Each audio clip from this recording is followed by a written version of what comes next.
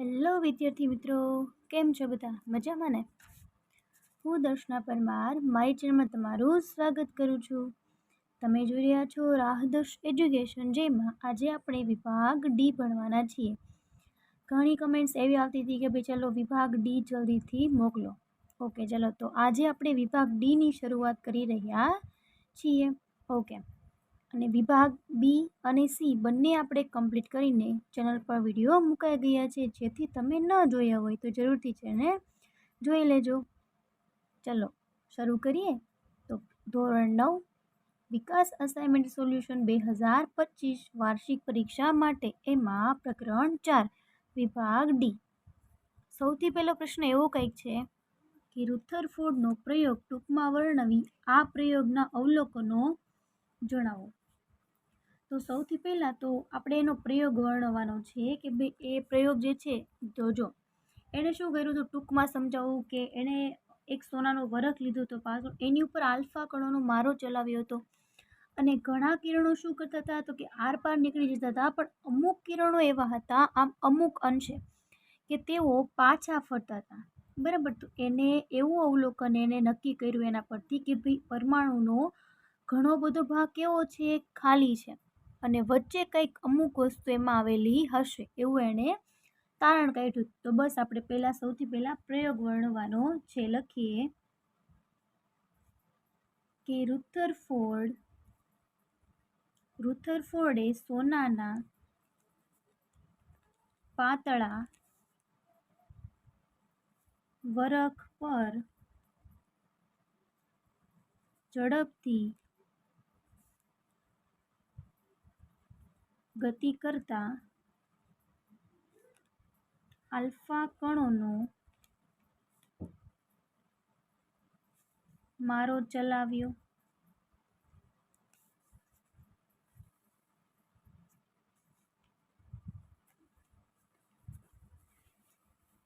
આ માટે તેમણે સોનાના 1000 પરમાણુ ધરાવતો લગભગ 100 નેનોમીટર, એનએમનો મતલબ શું થાય? નેનોમીટર જાડાઈ ધરાવતો વરખ પસંદ કર્યો.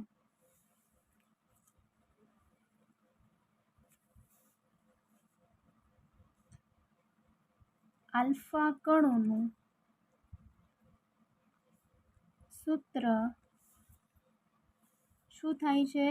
He42++ છે, અને તેનું દળ 4U છે.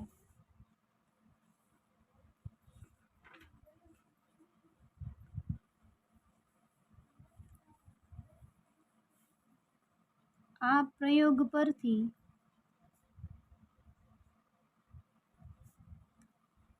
તેમણે એવું અનુમાન કર્યું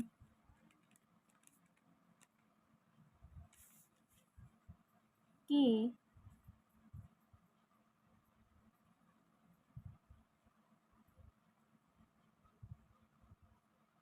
અમુક આલ્ફા કણો વિચલન પામે છે.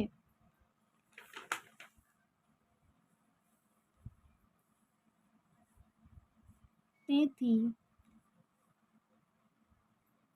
તેમને લાગ્યું કે પરમાણુનો અમુક ભાગ ખાલી હોવો જોઈએ. હવે આપણે લખશું એના અવલોકનો. બરાબર, આ શું લખ્યું? આપણે વર્ણન કર્યું. હવે લખીએ અવલોકન. કે એ જે છે એને પરથી એને શું અવલોકનો કાઢ્યા એ લખીશું હવે આપણે. ચલો, પહેલું અવલોકન છે કે ઝડપથી ગતિ કરતા આલ્ફા કણો સોનાના વરખમાંથી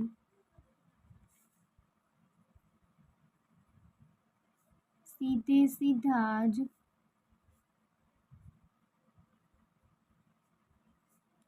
પસાર થઈ જાય છે. બીજું અવલોકન એવું હતું કે કેટલાક આલ્ફા કણોનું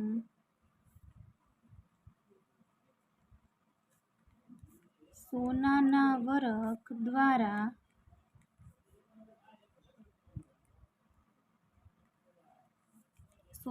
વરખ દ્વારા ઓછા અંશના ખૂણે વિચલન થાય છે. અને ત્રીજું છે દર 12,000 આલ્ફા કણો પૈકી એક આલ્ફા કણ 180ના ખૂણે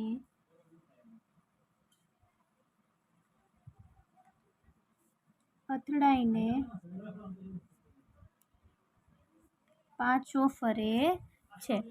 તો સૌથી પહેલા એને પ્રયોગ કર્યો અને પછી એની ઉપરથી ને અવલોકનો જાણવા મળ્યા. બરાબર. ઓકે, એની પછીનો બીજો પ્રશ્ન લઈએ. ઓકે, એક જ મિનિટ વિદ્યાર્થી મિત્રો. તમારો બીજો પ્રશ્ન અહીંયા આ રીતે.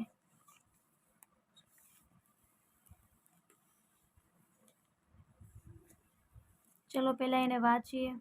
શું કહ્યું છે તમને એમાં કે રુથરફોર્ડના આલ્ફા કણ પ્રકીર્ણનના પ્રયોગના તારણો જણાવો. ઓકે, હાલો પહેલા લખીએ એના તારણો.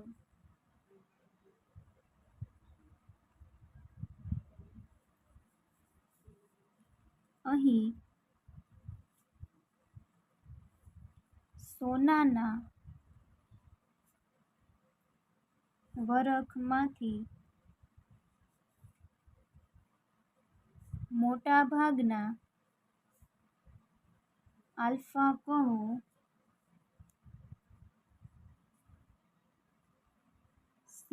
સીધા જ પરમાણુમાંથી શું થાય છે? પસાર થઈ ગયા. તેથી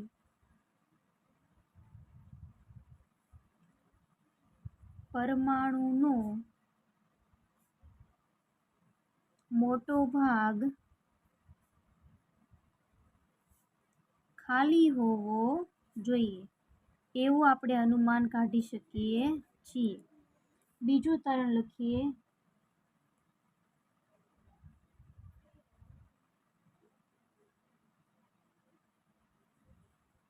કે અહીં સોનાના વરખમાંથી ખૂબ જ ઓછા આલ્ફા કણ વિચલન પામે છે. તેથી કહી શકાય કે પરમાણુમાં ધન વીજભારિત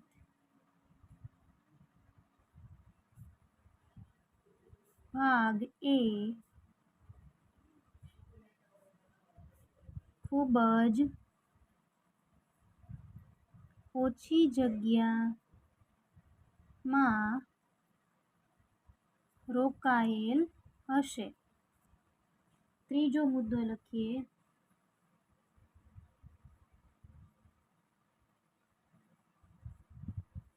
કે રુથરફોર્ડ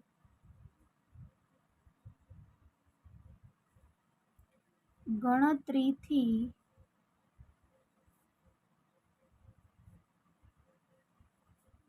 શોધ્યું કે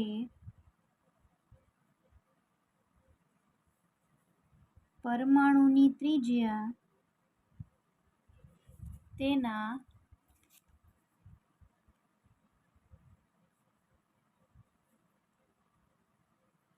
કેન્દ્રની ત્રિજ્યા 10⁵ ગણી ઓછી છે.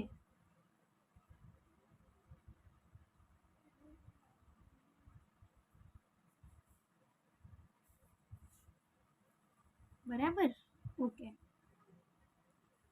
પછી એની પછીનો મુદ્દો છે, આમાં હજી એક મુદ્દો લખી શકાય છે કે ભાઈ અતિશય ઓછી માત્રામાં, એટલે કે આલ્ફા કણો છે ને 180 ખૂણે વિચલન થાય છે. આલ્ફા કણો 180 ખૂણે વિચલન પામે છે, જે સૂચવે છે કે પરમાણુના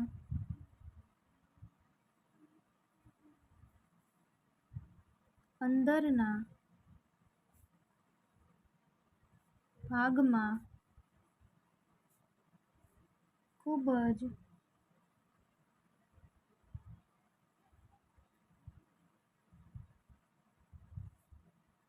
ઓછી જગ્યામાં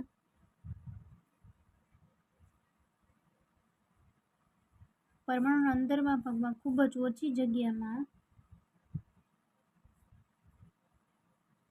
ધન વીજભારિત ભાગ છે. આમાં જ તમે થોડું ઘણું તમારી રીતે પણ લખી શકો છો, જરૂર નથી કે મેં લખ્યું એમ જ લખું. બરાબર? રુથરફોર્ડે સૂચવેલા પરમાણુ કેન્દ્રની લાક્ષણિકતાઓ જણાવો. તો પહેલી લાક્ષણિકતા એવી છે, લખીએ કે પરમાણુમાં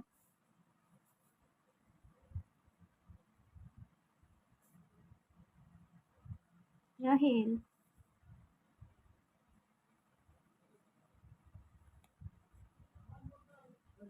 ધનભારિત કેન્દ્રને પરમાણુનું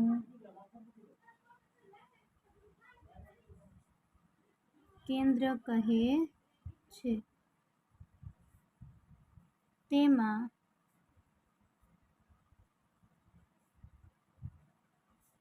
પરમાણુનું સમગ્ર દળ સમાયેલ છે. બીજું લખીએ, ઇલેક્ટ્રોન કેન્દ્રની આસપાસ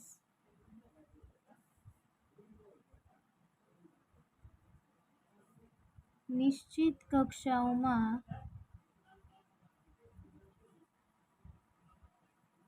ભ્રમણ કરે છે.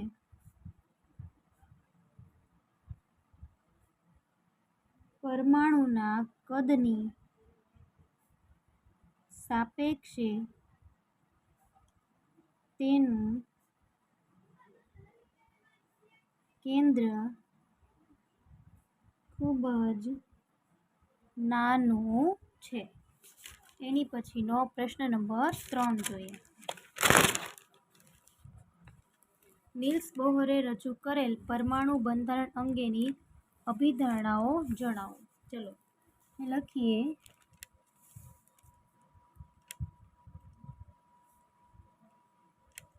નીલ્સ બોહરે કરેલ પરમાણુ બંધારણ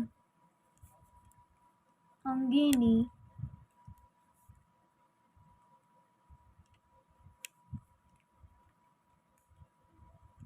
અભિધારણાઓ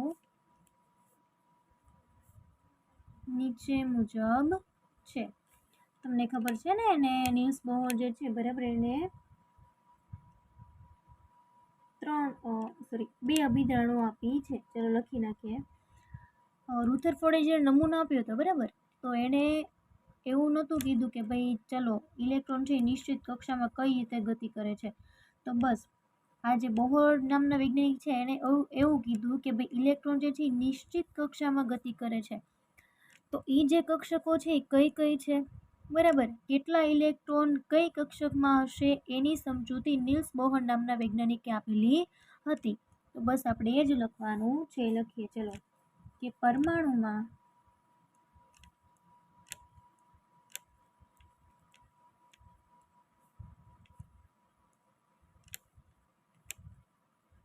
ઇલેક્ટ્રોનની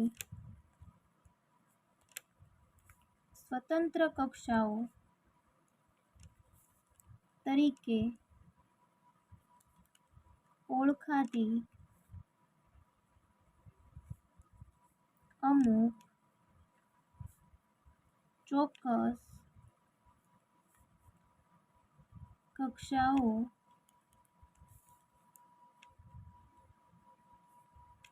માન્ય કક્ષાઓ તરીકે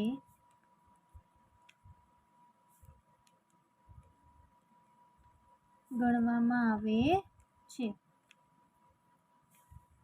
પછી બીજી અભિધારણા છે, લખું છું કે સ્વતંત્ર કક્ષાઓ માં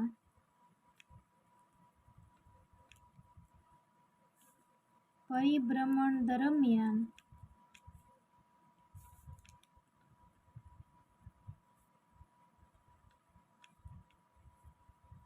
ઇલેક્ટ્રોન વિકિરણ સ્વરૂપે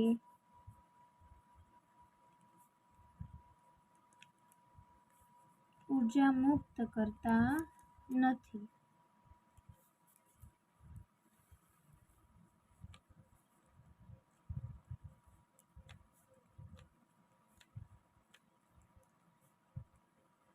આ કક્ષાઓ અથવા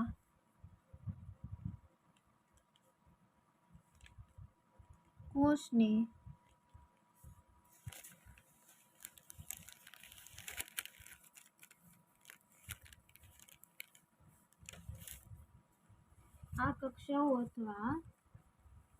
ઊર્જા સ્તર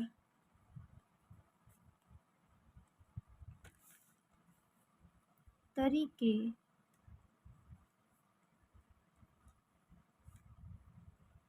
ઓળખવામાં આવે છે.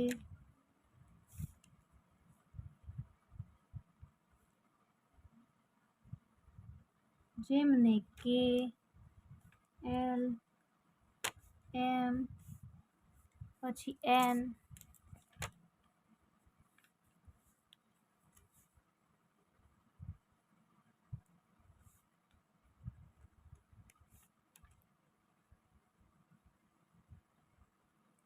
અક્ષરો દ્વારા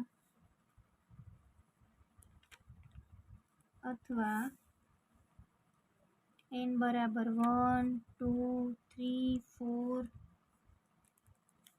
સંખ્યાઓ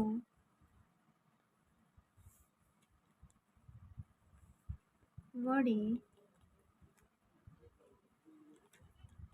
દર્શાવવામાં આવે છે. તો જો આ રીતે છે. સૌથી પહેલું આ જે છે ને શું છે? કેન્દ્ર છે. શું છે? કેન્દ્ર છે. એની પછી આ જે સૌથી પહેલી જે કક્ષક છે એ કે કોષ છે અને એમાં પણ n બરાબર શું લેવામાં આવે છે? 1. બીજી છે એ એલ કોષ છે, એમાં n બરાબર 2 લેવામાં આવે છે. ત્રીજે જે છે એ એમ કોષ છે. શું છે? એમ કોષ છે, જેમાં n બરાબર 3.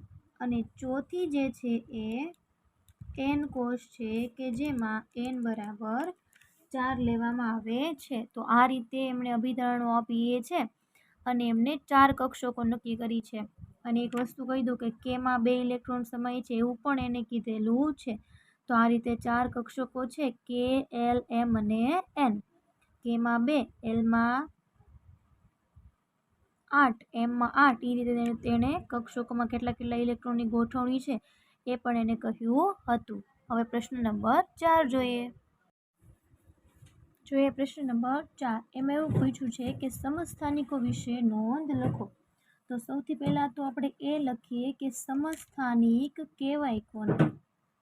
શું લખીએ સૌથી પહેલા? સમસ્થાનિકો એટલે શું? ચલો લખીએ.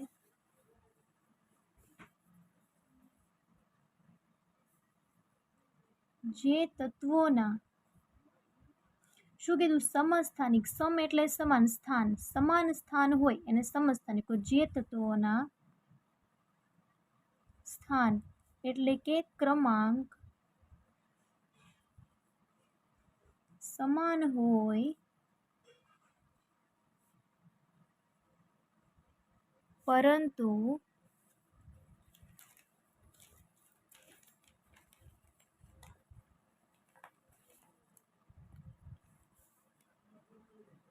તેમના પરમાણુ ભાર એટલે કે દળ અલગ અલગ હોય તેમને સમસ્થાનિકો કહે છે. ચલો એના વિશે નોંધ લખવાની છે. તો શરૂઆત કરીએ આપણે. એક્ઝામ્પલ તરીકે, દાખલા તરીકે, હાઇડ્રોજન પરમાણુના 3 પરમાણ્વીય ઘટકો છે. એમાં પહેલું છે પ્રોટિયમ, કે જેને તો આપણે H11 આ રીતે દર્શાવીએ છીએ. બીજું છે ડ્યુટેરિયમ, કે જેને D. સ્થાન સમાન પણ એનું દળ કેવું છે? અલગ છે. કેવું છે? અલગ છે. એક આ. અને ત્રીજું આપણે લખીએ ટ્રિટિયમ. શું છે? ટ્રિટિયમ, કે જે ક્રમાંક સમાન પણ દળ કેવું છે? અલગ છે.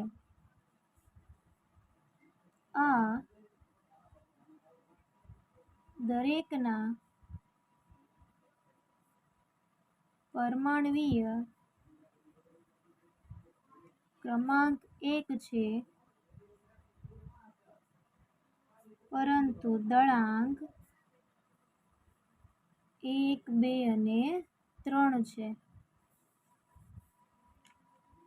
તેથી તે સમસ્થાનિકો છે. હજી એક ઉદાહરણ લખી દઈએ આપણે સમસ્થાનિકોનું. લખી દઈએ કોબાલ્ટ વાળું. બહુ આપણે જરૂરી છે, એનો ઉપયોગ પણ છે. કોબાલ્ટ છે કે નહીં? તો કોબાલ્ટનો એક સમસ્થાનિક છે ને, એનો ઉપયોગ કેન્સરની દવામાં પણ થાય છે. કોબાલ્ટનો પરમાણુ ક્રમાંક 27 છે અને 59. 27 અને 60. એની પછીનો લખવો હોય તો કાર્બન. આ કોબાલ્ટના છે. કોબાલ્ટ. એની પછી કાર્બનના લખીએ 6 અને 12, 6 અને 14. બીજા કોના લખવા છે? ક્લોરીન લખી દો એક.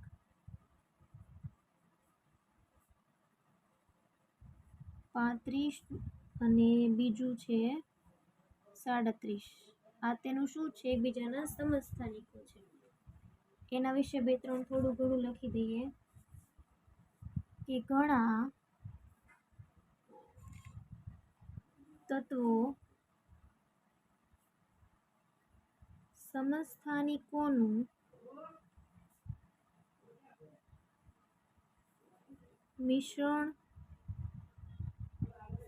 ધરાવતા હોય છે. તત્વનો દરેક સમસ્થાનિક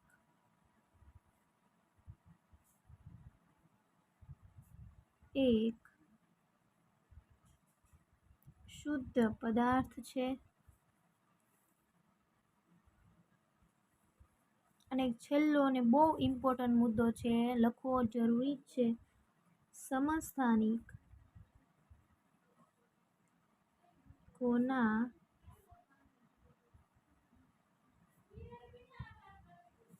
રાસાયણિક ગુણધર્મો સમાન હોય છે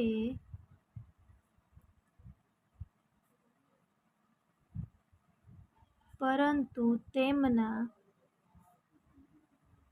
ભૌતિક ગુણધર્મો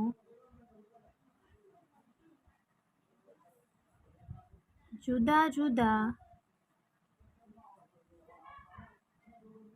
હોય છે. ચલો આ પ્રશ્ન અહીં પૂર્ણ થાય છે. એની પછી આપણે 5મો પ્રશ્ન જોઈએ. જો 5મો પ્રશ્ન એવો કીધો છે કે નીચેના પરમાણુઓની બોહર નમૂના પ્રમાણે પરમાણ્વીય ઇલેક્ટ્રોન રચના લખો. બરાબર, તો સૌથી પહેલું નિયોન છે, તો નિયોન માટે મેં જોઈએ દોર્યું છે, વચ્ચેનું કેન્દ્ર હોય છે. કે કક્ષક છે, આનો પરમાણુ ક્રમાંક કેટલો છે? 10 છે. કેટલો છે? 10 છે. તો લખીએ ચલો 1 2 3 4 5 6 7 અને 8 6 થયા 9 અને 10. પેલી કે કક્ષક છે અને બીજી એલ કક્ષક છે. તો આની કઈ રીતે લખાશે? 2 8. પછી મેગ્નેશિયમ પાસે આવીએ તો એમનો પરમાણુ ક્રમાંક કેટલો છે? 12 છે. તો 1 2 આમાં, પછી 8 આમાં, 1 2 3 4 5 6 7 અને 8. અને પછી બાકીના 2 વધ્યા, એ 2 આપણે અહીંયા દર્શાવી દઈએ તો શું આવશે? 2 8 અને 2. પછી ફોસ્ફરસ છે, પરમાણુ ક્રમાંક 15 છે. તો 1 2 આમાં, 1 2 3 4 5 6 7 અને 8 અહીંયા, 10 થયા, 5 અહીંયા ગોઠવી દઈએ, 1 2 3 4 અને 5. તો કઈ રીતે લખશું? 2 8 5. ક્લોરીન છે, તો આ બધાને કેન્દ્ર દર્શાવી દો. એક જ મિનિટ. તો ક્લોરીન છે નો પરમાણુ ક્રમાંક થાય 17. તો 1 2 1 2 3 4 5 6 7 અને 8. 10 થયા, 1 2 3 4 5 6 અને 7. એક બાકી રહ્યું, તો 2 8 અને 7 થશે. ચલો એની પછીનો પ્રશ્ન નંબર 6 જોઈએ. એમાં આપણને એવું કીધું છે, એક તત્વ X નો પરમાણુ તેની M કક્ષકમાં 7 ઇલેક્ટ્રોન ધરાવે છે. M કક્ષકમાં 7 હોય એવો ઇલેક્ટ્રોન ઉપર જ આપણે લખ્યો, કયો છે? ક્લોરીન છે. તો લખીએ ચલો. તત્વ X ની ઇલેક્ટ્રોન રચના લખીએ કે તત્વ X ની ઇલેક્ટ્રોન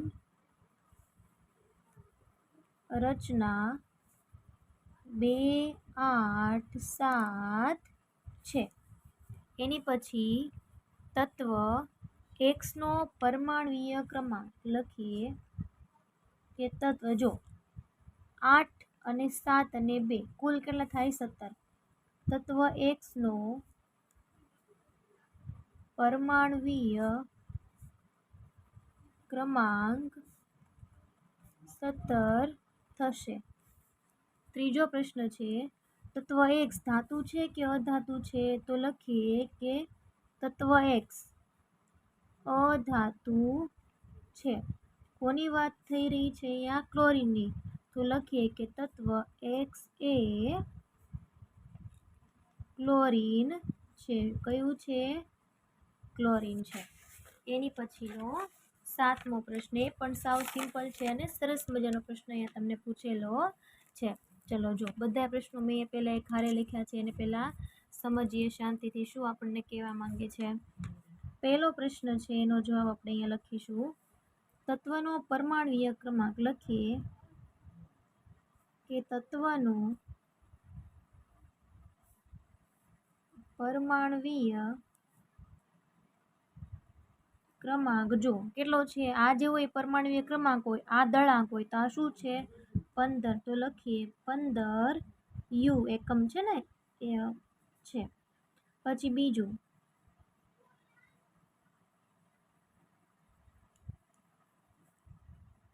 તત્વનું પરમાણ્વીય દળાંક, સોરી એક મિનિટ, આ તો ક્રમાંક લખ્યું કે એમાં થોડો એકમ આવે, દળાંકમાં એકમ આવે, 31 યુ છે. ત્રીજું તત્વની ઇલેક્ટ્રોન રચના લખીએ કે તત્વની ઇલેક્ટ્રોન રચના શું થશે, ફોસ્ફરસ છે જે હમણાં જ આપણે દર્શાવી, જો 2 અને 8 કેટલા થયા 10, 15 છે એટલે હજી 5 થઈ ગયા, 15 2 8 5 છે. અને ચોથું એક સંયોજક સોડિયમ ધાતુ સાથેના સંયોજનનું સૂત્ર, એક જ સૂત્ર આપણે દર્શાવવાનું છે, તો લખીએ Na3P. એની પછીનો 8મો પ્રશ્ન, આકૃતિ પરથી પરમાણુઓ X, Y, Z અને W ના, ઓકે તમને પેલા આકૃતિ દર્શાવવી પડશે ને મારે એની, જો અહીંયા છે, જો અહીંયા 8મો પ્રશ્ન પૂછ્યો છે ને, એના માટે જો અહીંયા સરસ મજાની આકૃતિ અહીંયા દર્શાવેલી છે કે આકૃતિ પરથી X, Y, Z અને W ના પરમાણ્વીય ક્રમાંક, દળાંક, સંયોજકતા વિશે શું માહિતી મળશે, તમારો ઉત્તર કોષ્ટક સ્વરૂપે આપો. તો જો શું શું છે, ક્રમાંક, દળાંક, સંયોજકતા, 3 વસ્તુ લખવાની છે. ઓકે હાલો આપણે જણાવી દઈએ, જો 4 આકૃતિ છે, એક જોઈ લીધી. હાલો હવે હું અહીંયા મૂકી દઈશ બાજુમાં, કોષ્ટક સ્વરૂપે છે એટલે આપણે સરસ મજાનું કોષ્ટક આપણે અહીંયા કરી નાખીએ. ચલો સૌથી પહેલા શું લખશું, પરમાણુ આપણને જે આપ્યા છે એ,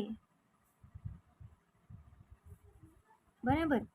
પછી અહીંયા એનો પરમાણ્વીય ક્રમાંક લખીશું. પછી આ બાજુ લખીશું પરમાણ્વીય દળાંક અને છેલ્લે આવશે સંયોજકતા. ઓકે હાલો અહીંયા આ રીતે કરી દઈએ આપણે લાઈન સરસ મજાની.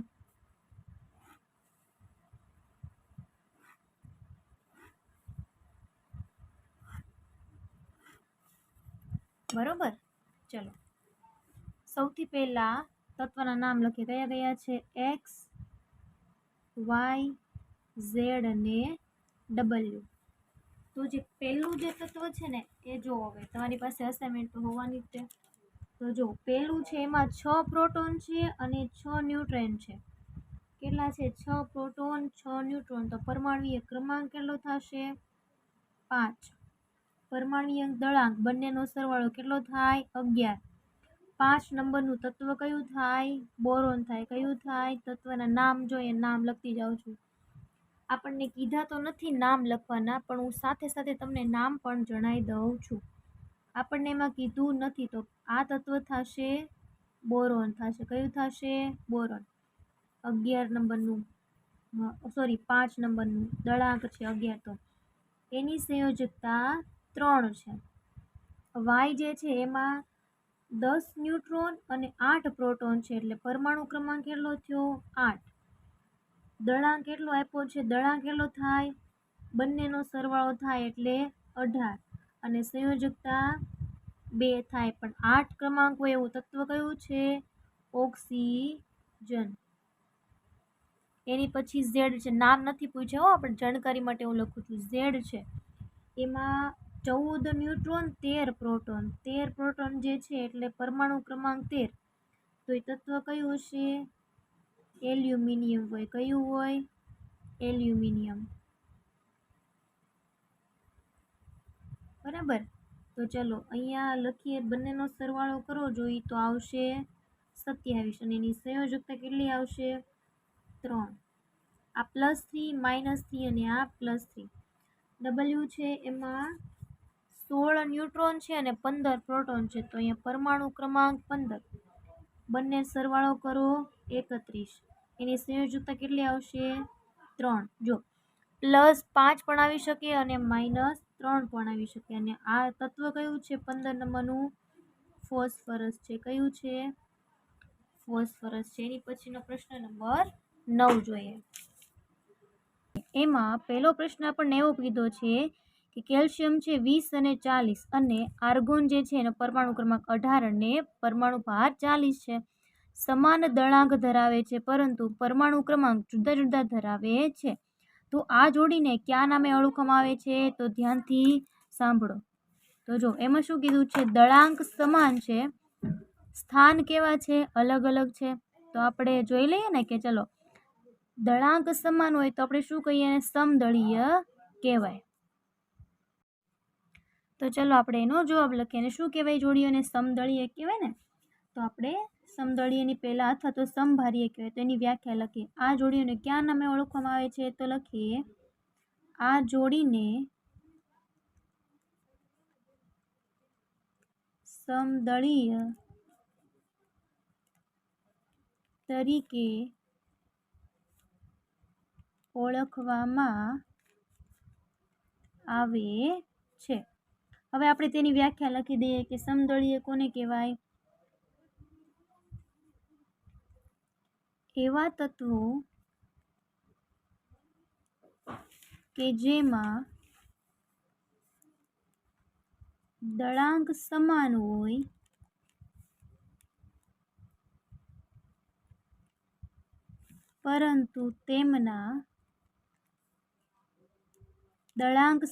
હોય પરંતુ તેમના પરમાણ્વીય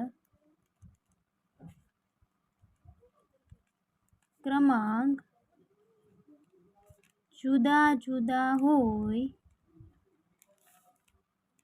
તેને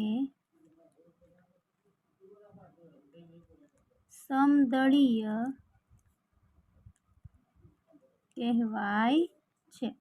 એની પછીનો બીજો પ્રશ્ન એમાં પૂછ્યો છે. પ્રશ્ન નંબર 9 નો બીજો. આ બંને તત્વના પરમાણુઓમાં ન્યુક્લિયોન્સની કુલ સંખ્યા કેટલી છે? તો લખીએ આ બંને તત્વોના પરમાણુઓમાં ન્યુક્લિયન્સ એટલે શું? પ્રોટોન પ્લસ ન્યુટ્રોનની સંખ્યા હોય. ન્યુક્લિયોન્સ ની સંખ્યા કુલ સંખ્યા 40 છે. એ 40 કઈ રીતે કહી દઉં? તો એમાં આ રીતે કર્યું છે. પ્રોટોન પ્લસ ન્યુટ્રોન બરાબર 40. કેમ કે ન્યુક્લિયોન્સ કહેવાય કોને? પ્રોટોન પ્લસ ન્યુટ્રોનના સરવાળાને કહેવાય. ત્રીજો પ્રશ્ન છે તત્વમાં રહેલા ન્યુક્લિયોન્સમાં કયા અપરમાણ્વીય કણોનો સમાવેશ થાય છે? જો એ જ પ્રશ્ન અહીંયા પૂછો. લખીએ કે તત્વમાં રહેલા ન્યુક્લિયોન્સમાં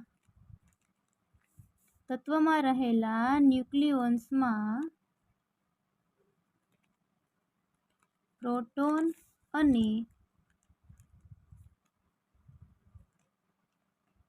ન્યુટ્રોનનો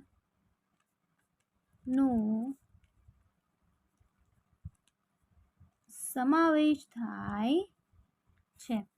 એની પછી આપણો લાસ્ટ ક્વેશ્ચન છે પ્રશ્ન નંબર 10. એ જોઈ લઈએ. ચલો એટલે તમારું આ ચેપ્ટર જે છે એના તમામ પ્રશ્નો અહીં પૂર્ણ થશે. ચલો છેલ્લો પ્રશ્ન જોઈએ કે પરમાણુનું બંધારણ સમજવા કયા કયા નમૂના રજૂ કરવામાં આવ્યા? તો એ લખીએ. પણ એક જ મિનિટ. ઓકે લખીએ કે પરમાણુનું બંધારણ સમજવા માટે નીચે મુજબના નમૂના રજૂ કરવામાં આવ્યા. એમાંથી પહેલું છે ડાલ્ટનનો પરમાણ્વીય સિદ્ધાંત,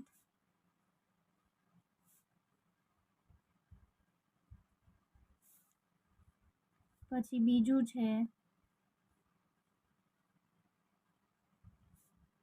થોમ્સનનો પરમાણુ નમૂનો, પછી રુથરફોર્ડનો નમૂનો, અને છેલ્લું ચોથું છે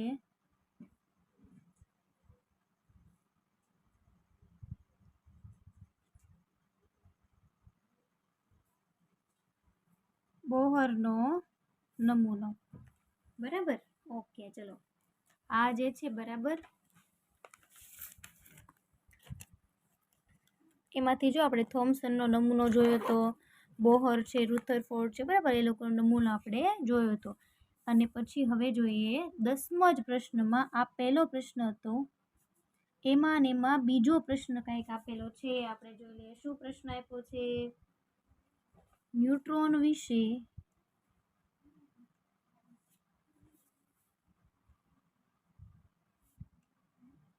સામાન્ય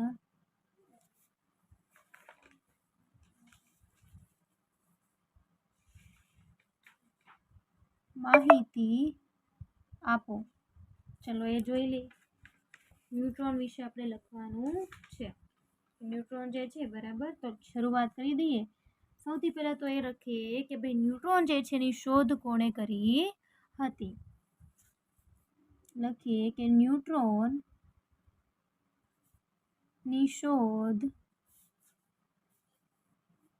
ઈસવીસન 1932માં જેમ્સ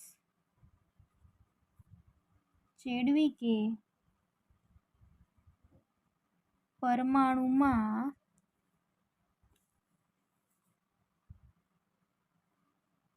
રહેલા એક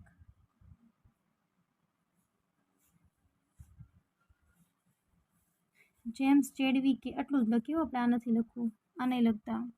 ન્યુટ્રોનની શોધ ઈસવીસન 1932માં જેમ્સ ચેડવિકે કરી હતી, આટલું જ લખજો. એની પછી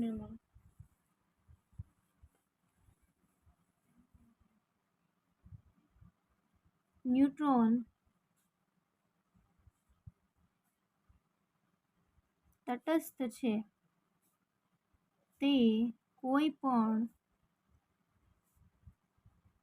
વીજભાર ધરાવતો નથી. તેનું દળ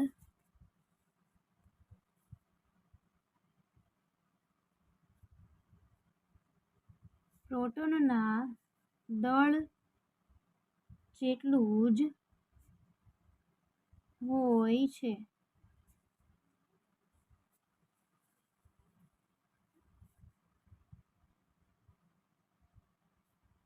ન્યુટ્રોન પરમાણુના